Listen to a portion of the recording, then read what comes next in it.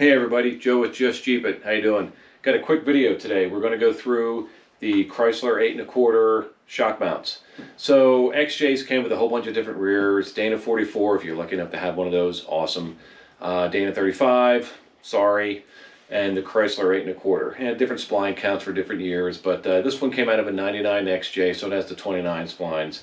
One off-road last weekend with my buddies. And Alright, go ahead. And did great, had a great time, awesome, fun, exciting, all the good stuff you want to do when you go off-roading. Couple things that is prompting me to remove this from the Jeep and to upgrade. Jeep guys, you know, I don't have to tell you, we're always upgrading. One is a lunchbox locker, which we're going to do in a week or so. Alright, come back. Thank you. So close. I don't think it's hung up so much. It's a wet rock, yeah. Yeah, oh, okay. Joe, you need a better rear diff, man. And the next is shock mounts. So regardless of what kind of rear came with your XJ, they all had the same shock mounts. These guys that hung down about 4 or 5 feet from the actual axle tube. And you kind of know that they get hung up on rocks, tree branches, everything. They hang super low. I mean, right? I mean, it's like they come down to here or something like that, maybe? I'm exaggerating. But they hang down really low. So what do we do to solve the problem? Well, Zone Off-Road developed these great brackets. This has to be tightened. That go in, and they're curved right to the diameter of the Chrysler 8 1/4 tube. And I'll bring you in for a closer look, but they raised the shock mount a couple inches. I think, like, what did they say, like 2 to 3 inches? I mean, this had metal missing from it. Look at the difference between the shock points, between the mounting points, sorry. So that's what we're going to do. So I had taken this out of my 99 XJ, and this is going to go into my the Chief. A whole long story while I'm doing axle swaps, but that's for another video when I do the locker install. Cleaned it all up. It was, you know, dirty and crappy and oily, so got a wire wheel right here, yoink, and cleaned it up. And what we're going to do is we're going to weld on these nice shock mounts. They're really pretty thick metal. They look great, nice and clean. Oh golly, and they go right to the tube, and you can see rocks are going to clear it. Again, I'll bring you in closer, but this is today's project. All right, let's get started. So axles all mounted up, tilted towards 0 degrees. So I'm trying to mimic the mounting of the leaf spring mount to the leaf springs, and that's about 0 degrees. It lays pretty flat when you look at it. And you'll see the axle housing kind of points up towards the transfer case, so the pinion's up a little bit. So I think what I'm going to do here is just mount that. Now that I have this set, I'll just put the angle finder on here, and I think I'll keep that at 0 as well. I might pitch it up just a little bit between the bushing and the shock mount that goes through here. I think there's enough wiggle room for, you know, 0 to 5 degrees. We're not landing a space shuttle here, so it's a Jeep, and I think it would probably be pretty good. I mean, if it was up here, I think we'd be pretty screwed, but we should be okay. So the X indicates where the shock mount was before. So for the passenger side, it's forward, and for the driver's side over there, it faces the rear. So you want to make sure you take note of that before you start welding things and get a big surprise at the end of the day. That would be bad. This little line right here, so you don't want to put it right next to the U-bolt. You want to give yourself some room. Oh boy.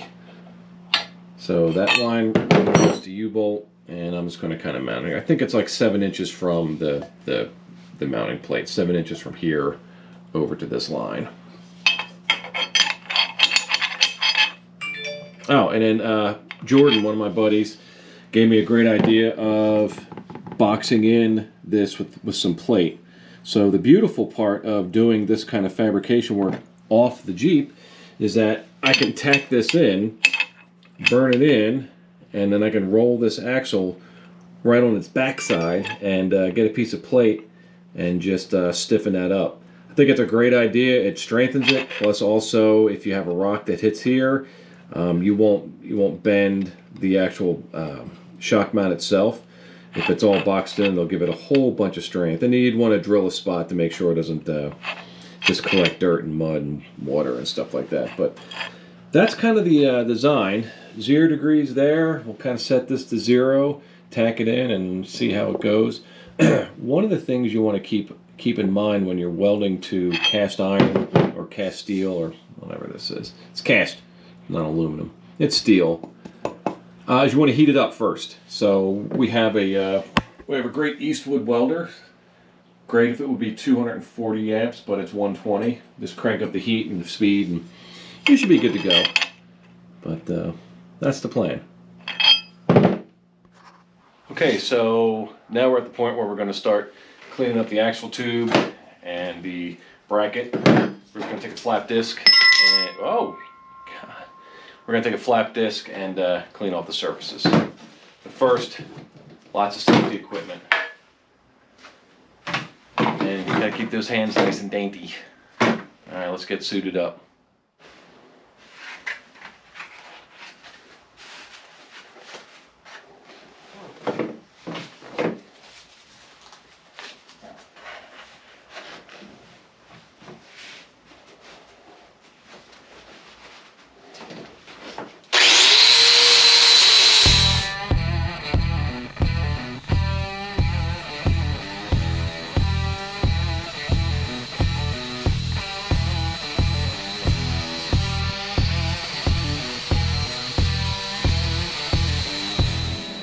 Next, we'll heat it up with a little bit of propane to get the temperature of the steel warm so it'll accept the weld a little bit better. This is the best part.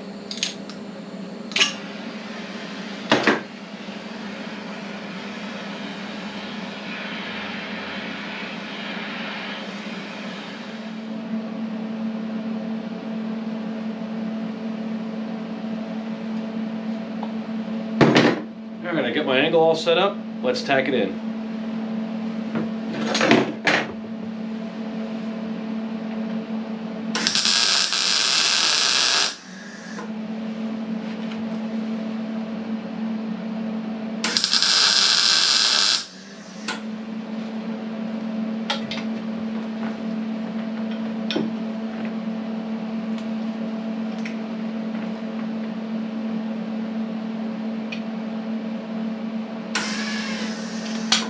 Oh, come on.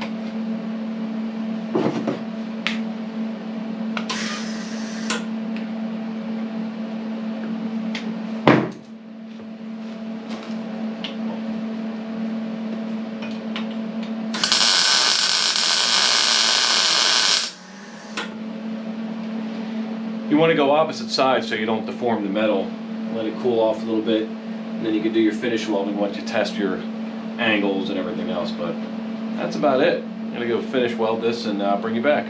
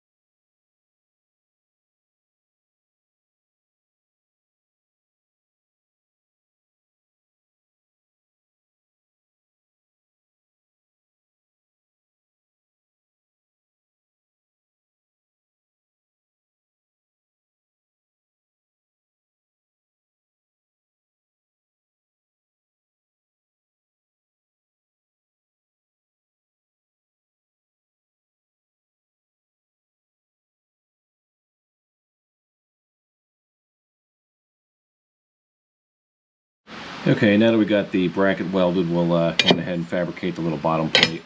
Just has some scrap metal, 3/16 steel. We'll just cut that out, weld to the bottom, and away we go. Shouldn't be too hard. I got my little plate now, so let's get this welded up. Piece of cake, not bad. Piece of plate, actually. Let's do that.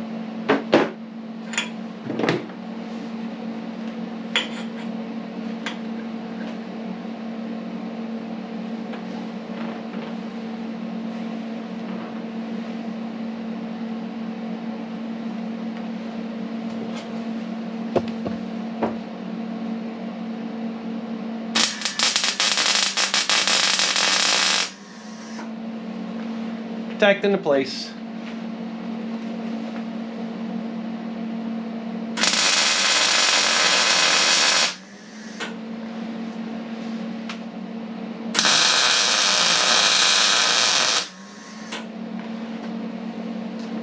Yeah, it looks good.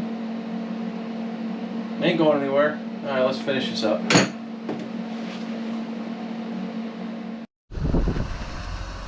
Alright, let's look at the finished product.